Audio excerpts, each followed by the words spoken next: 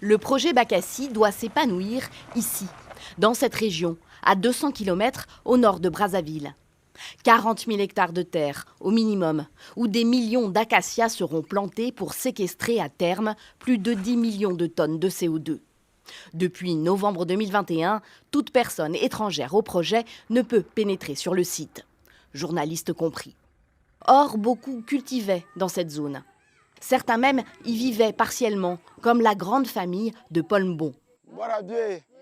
Ils sont pygmées, semi-nomades et se sont retranchés dans ce quartier périphérique de la ville de Ngo.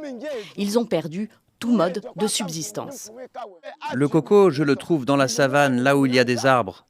Les asperges, les champignons et beaucoup de fruits sauvages. On les trouve aussi là-bas. Et même les médicaments. Aujourd'hui, on nous a interdit d'entrer dans la zone. Comment on va faire?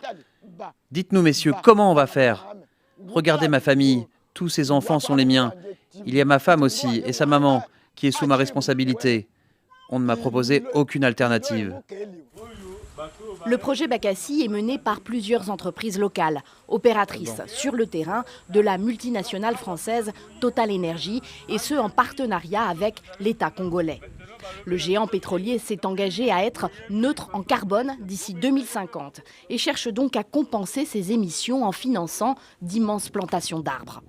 Mais il a oublié les populations pygmées de Ngo. L'ONG de la baie Bama espère pouvoir ouvrir le dialogue avec les différents acteurs du projet. Ce qu'on attend d'eux, c'est de donner une place viable au peuple autochtone. Surtout ne pas leur ravir la forêt. Comme j'ai dit, ils ont une relation particulière avec la forêt, non seulement pour se nourrir, c'est aussi pour se soigner. Donc on veut qu'on leur restitue la forêt. Si d'autres habitants de la région, propriétaires en bonne et due forme de terre, ont été partiellement dédommagés après avoir été chassés, les pygmées, eux, n'ont rien eu. 808 personnes, précisément, selon l'ONG Commission Justice et Paix pour le département des Plateaux, qui les a recensés. Nous sommes là également dans une situation d'absence de transparence des activités d'une grande multinationale qui fait des professions de foi en matière de responsabilité sociétale depuis la Tour de Paris, mais que ici, en Afrique, dans des zones, ils se retrouvent comme dans des zones de non-droit et se permettent de violer impunément leur propre code éthique, toutes les lois, toutes les normes de responsabilité sociale et environnementale auxquelles la compagnie Total Energy a adhéré.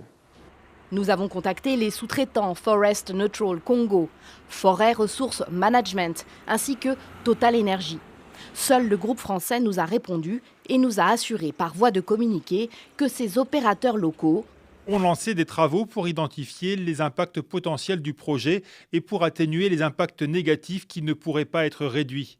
Ils permettront de dresser une cartographie complète des personnes affectées et de définir un plan d'action de remédiation comprenant des mesures de restauration des moyens de subsistance conformes aux standards internationaux.